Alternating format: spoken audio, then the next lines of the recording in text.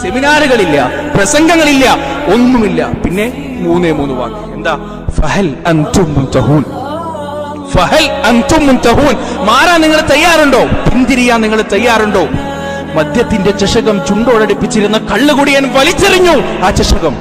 വീടിന്റെ അകത്തേക്ക് ഭ്രാന്തമായി കടന്നു ചെന്ന് അതിന്റെ അകത്തുണ്ടായിരുന്ന സകല മദ്യത്തിന്റെ വീപ്പകളും തച്ചുടച്ചു. മദീനയുടെ തെരുവിലൂടെ മദ്യത്തിന്റെ പുഴ ഒഴുകി. അല്ലേ? എല്ലാവരും കുടിനിർത്തി. അതുമാത്രമല്ല ആ മദ്യത്തിന്റെ പുഴ ഒഴുകിയിരുന്ന സ്ഥലത്ത് മുളച്ചു പൊന്തിയ ചെടി ഭക്ഷിച്ച ഒട്ടകത്തിന്റെ മാംസം ഞാൻ ഭക്ഷിക്കില്ല എന്ന് പോലും പറഞ്ഞു ആ സമുദായം. അത്രക്ക് വെറുത്തു മദ്യത്തെ. എന്ത്? 3 വാക്കിന്റെ ഫലമാണ്. ഫഹൽ അൻതും മുൻതഹൂൻ. നിങ്ങൾ പിന്തിരിയാൻ തയ്യാറുണ്ടോ? 3 വാക്ക്. സഹോദരങ്ങളെ, ഈ ഖുർആൻ ഉയർത്തിപ്പിടിച്ചുകൊണ്ട് ഞാൻ ഈ ഖുർആനിന്റെ വക്താവാണ്. എന്റെ മകൻ പഠിക്കുന്നത് ഈ ഖുർആനാണ്. എന്റെ മകൻ അവദാനം ചെയ്യുന്നത് ഈ ഖുർആനാണെന്ന് സമുദായത്തിന്റെ മുന്നിൽ പ്രഖ്യാപിക്കാൻ എന്തിനു നാം മടിക്കണം? അല്ലേ? നമ്മുടെ സ്വഭാവത്തെ നന്നാക്കാൻ, നമ്മുടെ ഹൃദയത്തെ നന്നാക്കാൻ. സഹോദരങ്ങളെ, ചരിത്രമെടുത്ത് പരിശോധിച്ചാൽ ഖുർആനിന്റെ അതേപോലെയുള്ള ഒരു വിപ്ലവം കൊണ്ടുവന്ന ഒരു ഗ്രന്ഥവും വല്ലാഹി കാണാൻ നമുക്ക് സാധ്യമല്ല. അല്ലേ? ഉമർ ഇബ്നുൽ ഖത്താബ് റളിയല്ലാഹു അൻഹു, ഞാൻ അവസാനിപ്പിക്കാൻ. ഉമർ ഇബ്നുൽ ഖത്താബ് റളിയല്ലാഹു അൻഹു, അദ്ദേഹം ആരായിരുന്നു? ഉമർ ഇബ്നുൽ ഖത്താബ് റളിയല്ലാഹു അൻഹുവിനെ കുറിച്ച് പറഞ്ഞത് അദ്ദേഹം മസിൽമാനായിരുന്നു. അദ്ദേഹത്തിന്റെ മുഷ്ടി കൊണ്ടൊന്ന് അടിച്ചാൽ മുഖത്തിന്റെ ഷേപ്പ് മാറും. അത്രക്ക് പവറുള്ള മനുഷ്യനായിരുന്നു. പക്ഷേ വാത്സല്യമില്ല, കാരുണ്യമില്ല, ഒന്നുമില്ല, കണ്ണിൽ ചോരയില്ല. ആ ഉമർ ഇബ്നുൽ ഖത്താബ് റളിയല്ലാഹു അൻഹു ഒരിക്കൽ ഉഖാല ചന്തയിലേക്ക് രാവിലെ, സൂര്യൻ ഉദിച്ചു വരുന്നേ ഉള്ളൂ, രാവിലെ കടന്നു ചെന്നു. അപ്പോ അവിടെ ഒരു മനുഷ്യൻ തന്റെ കച്ചവടത്തിന് വേണ്ടി ഒരുങ്ങുക, സാധനങ്ങളൊക്കെ എടുത്തു വെച്ച് കച്ചവടത്തിന് വേണ്ടി ഒരുങ്ങുക. ഉമർ ചോദിച്ചുടോ, എനിക്കൊരു 500 ദിനാർ വേണം, 500 ദിർഹം വേണം. ഉമറേ, ഞാൻ കച്ചവടം തുടങ്ങിയിട്ടില്ല ഉമറേ, കുറച്ച് കഴിഞ്ഞ് വന്നാൽ ഞാൻ തരാം. തരില്ല എന്നല്ല, ഞാൻ തരാം കുറച്ച് കഴിഞ്ഞ് വന്നാൽ. എന്താ ചെയ്യാ? കുറച്ച് മനുഷ്യത്തുള്ള ഒരാൾ എന്താ ചെയ്യാ? പോയിട്ട് കുറച്ച് കഴിഞ്ഞ് വരും, അല്ലേ? ഉമർ എന്താ ചെയ്തറിയോ? ആ മനുഷ്യനെ കൊന്നുകളഞ്ഞു. ആ മനുഷ്യന്റെ തലയങ്ങ് വെട്ടി. എന്നിട്ട് ആ മനുഷ്യന്റെ ചെറുവിരൽ മുറിച്ചെടുത്തു. എന്നിട്ട് കഴുത്തിൽ മാലയാക്കി, മുള്ളുകൊണ്ട് കുത്തി കഴുത്തിൽ മാലയാക്കി. അദ്ദേഹത്തിന്റെ ചെറുവിരലിലൂടെ ഊർന്നിറങ്ങുന്ന രക്തം ഉമർ ഇബ്നുൽ ഖത്താബ് റളിയല്ലാഹു അൻഹുവിന്റെ നെഞ്ചിന്റെ രോമങ്ങളിൽ കൂടി ഊർന്നിറങ്ങി. അടുത്ത കടക്കാരന്റെ അടുത്ത് പോയി. എന്നിട്ട് ചോദിച്ചു, എനിക്ക് പൈസ വേണം.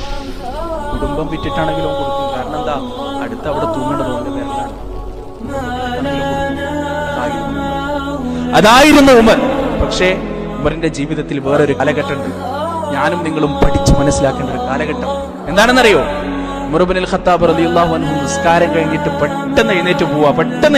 എപ്പോഴും തൽഹ റളിയല്ലാഹു അൻഹു ഒരു ഡൗട്ട്, എവിടേക്കാണ് ഉമർ പോകുന്നത്? അമീറുൽ മുഅ്മിനീൻ എവിടേക്കാണ് പോകുന്നത്? അങ്ങനെ ഒരു ദിവസം തൽഹ റളിയല്ലാഹു അൻഹു ഉമർ ഇബ്നുൽ ഖത്താബ് റളിയല്ലാഹു അൻഹുവിനെ അനുഗമിച്ചു. ഒരു വീട്ടിലെത്തി. ഉമർ ആ വീട്ടിൽ ചെന്നു, കയറി. ഒരുപാട് നേരം കഴിഞ്ഞു, പുറത്തേക്ക് വന്നു. ഉമർ പോയി കൺവട്ടത്തു നിന്ന് മറിഞ്ഞതിന് ശേഷം തൽഹ റളിയല്ലാഹു അൻഹു ആ വീട്ടിലേക്ക് കയറിയപ്പോൾ അദ്ദേഹത്തിന് കാണാൻ സാധിച്ചത് വൃദ്ധയായ ഒരു സ്ത്രീയാണ്. കയ്യും കാലം നനക്കാൻ വയ്യ, രോഗഗ്രസ്തയായി കിടപ്പിലാണ്, വാദം ബാധിച്ച് കിടപ്പിലാണ്. കയ്യും കാലം നനക്കാൻ വയ്യ, സ്വന്തമായി ഒരു കാര്യം ചെയ്യാൻ വയ്യ. തൽഹ റളിയല്ലാഹു അൻഹു ആ സ്ത്രീയുടെ അടുത്ത് പോയി ചോദിച്ചു, ഉമ്മ, ഇവിടെ ദിവസവും വരുന്ന ആളില്ലേ? ആരാണ് ഇവിടെ ദിവസവും വന്ന് നിങ്ങളെ ഇവിടെ വന്ന് പോകുന്നത്? അപ്പോ ആ സ്ത്രീ വിറക്കുന്ന ചുണ്ടുകളായി പറഞ്ഞു, മോനെ, അതാരാണെന്നറിയില്ല. കുറെ നാളായി അവൻ വരാൻ തുടങ്ങിയിട്ട്. എന്റെ കണ്ണുനീര് തുടക്കാൻ, ഞാൻ വിസർജിച്ചതും ഞാൻ മൂത്രിച്ചതും എന്റെ വായിലെ കഫവും തുടച്ച് വൃത്തിയാക്കാനാണ് അവൻ ദിവസവും ഇങ്ങോട്ട് കടന്നു വരുന്നത്.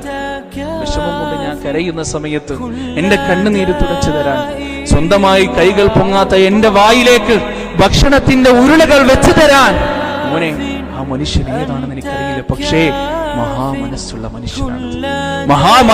മനുഷ്യനാണത്.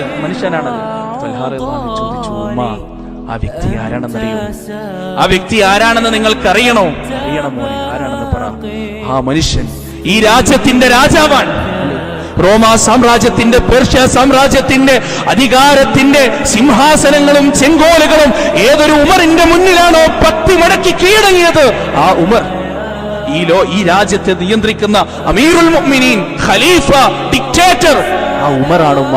ദിവസവും നിങ്ങളുടെ വീട്ടിലേക്ക് കടന്നു വന്നുകൊണ്ട് നിങ്ങളുടെ പാദസേവ ചെയ്യുന്നത്. ഒരു MLA ആയാൽ അവൻ സഞ്ചരിക്കാൻ മുന്നിലും പിന്നിലും വാഹനങ്ങൾ വേണം. വാഹനത്തിന്റെ മുകളിൽ ചുവന്ന ലൈറ്റ് വേണം. വാഹനത്തിന്റെ ഉള്ളിൽ AC വേണം. അല്ലെ, അവനെ പരിചരിക്കാൻ സർക്കാർ വക ആളുകൾ വേണം. പക്ഷേ ഒരു രാജ്യത്തിന്റെ ഡിക്റ്റേറ്റർ ആയിട്ടും ഇല്ല, ഒരു വാക്കിനും മറുവാക്കില്ലാത്ത തരത്തിലുള്ള സ്വേച്ഛാധിപത്യത്തിന്റെ ചെങ്കോല് കയ്യിൽ കിട്ടിയിട്ടും താൻ ഇതുവരെ അറിയുകയും മനസ്സിലാക്കുകയും പരിചയം പോലുമില്ലാത്ത ഒരു സ്ത്രീയുടെ വീട്ടിലേക്ക് കടന്നു ചെന്നുകൊണ്ട് ആരോരും കാണാതെ, ആരോരും അറിയാതെ ആ സ്ത്രീയുടെ വിസർജ്യം വാരി ആ സ്ത്രീയുടെ വായിലേക്ക് ഭക്ഷണത്തിന്റെ ഉരുളകൾ വെച്ചുകൊടുത്ത 1400 വർഷങ്ങൾക്ക് മുമ്പ് സോഫ്രിൻ, സോഷ്യലിസ്റ്റ്, സെക്യുലർ, ഡെമോക്രാറ്റിക് റിപ്പബ്ലിക് എന്ന ഇന്ത്യൻ കോൺസ്റ്റിറ്റ്യൂഷൻ പറയുന്ന ഉന്നതമായ സംഹിത അറേബ്യയുടെ മരുഭൂമിയിൽ സ്ഥാപിച്ച ഉമർ ഇബ്നുൽ ഖത്താബ് റളിയല്ലാഹു അൻഹുവിന്റെ ജീവിതത്തിലെ 2 വശങ്ങൾ. സഹോദരങ്ങളെ, അതിന്റെ ഇടയിൽ ഉമർ ഇബ്നുൽ ഖത്താബ് ഖുർആൻ ക്ലാസ്സിന് പോയി. ഖുർആൻ ക്ലാസ്സിന് പോയി. അതാണ് മാറ്റം, അല്ലെ? വർഷങ്ങൾക്ക് മുമ്പ് ഇതുവരെ കണ്ടിട്ടോ കേട്ടിട്ടോ ഇല്ലാത്ത ഒരു മനുഷ്യനെ കൊന്നുകളഞ്ഞ് ആ മനുഷ്യന്റെ ചെറുവിരൽ മുറിച്ചെടുത്ത് കഴുത്തിൽ മാലയാക്കി തൂക്കി ഉക്കാലച്ചന്തയിൽ സംഹാര താണ്ഡവമാടിയിരുന്ന ഒരു മനുഷ്യൻ ഇന്ന് വരെ പരിചയമില്ലാത്ത പാവപ്പെട്ട വൃദ്ധയായ ഒരു സ്ത്രീയുടെ വീട്ടിലേക്ക് കടന്നു ചെന്ന് പരിചരിക്കാൻ മാത്രമുള്ള ഒരു മനുഷ്യനായി മാറിയത്. യൂഫ്രട്ടീസിന്റെ നദീതീരത്ത് ഏതെങ്കിലും ഒരു ഒട്ടകം വെള്ളം കിട്ടാതെ ചത്താൽ അള്ളാഹുവിന്റെ കോടതിയിൽ പഞ്ചപുച്ഛമടക്കി നിൽക്കേണ്ടി വരുന്ന ഒരു ദിവസത്തിൽ ഞാൻ സമാധാനം പറയണം എന്ന് വിചാരിച്ച് കരഞ്ഞിരുന്ന ആ ഉമർ ഇബ്നുൽ ഖത്താബ് റളിയല്ലാഹു അൻഹു അദ്ദേഹത്തെ മനുഷ്യനാക്കി മാറ്റിയ ഖുർആനിന്റെ അതുല്യമായ, അനുപമമായ, മാസ്മരികമായ, അമാനുഷികമായ ശക്തി ഇന്നും എന്റെയും നിങ്ങളുടെയും വീടിന്റെ തട്ടിൻപുറങ്ങളിൽ സായുജ്യമടയുന്നു. അരുത്, ആ ഖുർആൻ നെഞ്ചിലേറ്റുക. ഇറങ്ങുക സമുദായത്തിന്റെ മധ്യത്തിലേക്ക്. വിപ്ലവമുണ്ടാകും. അനിതര സാധാരണമായ മാറ്റങ്ങളുണ്ടാകും, അല്ലേ? ഇതുവരെ കയർത്തു മാത്രം സംസാരിച്ചിരുന്ന നമ്മുടെ മക്കൾ വയസ്സാങ്കാലത്ത് ഒന്നിനും കഴിയാതെ നിൽക്കുന്ന സമയത്ത് തലയുടെ ഭാഗത്ത് വന്നു നിന്നുകൊണ്ട് പാപ്പാ ഞാനുണ്ട് വാപ്പ, ഉമ്മ ഞാനുണ്ട് എന്ന് പറയുന്ന പൊന്നോമനകളെ കിട്ടാൻ നിങ്ങൾക്ക് ആഗ്രഹമുണ്ടോ? ഷേക്സ്പിയറിനെ പഠിപ്പിച്ചു കൊടുത്തിട്ട് കാര്യമില്ല, ടോൾസ്റ്റോയെ പഠിപ്പിച്ചു കൊടുത്തിട്ട് കാര്യമില്ല, ടോൾസ്റ്റോയെ പഠിപ്പിച്ചു കൊടുത്തിട്ട് കാര്യമില്ല. വെച്ചു കൊടുക്കുക കൈവെള്ളയിലേക്ക്.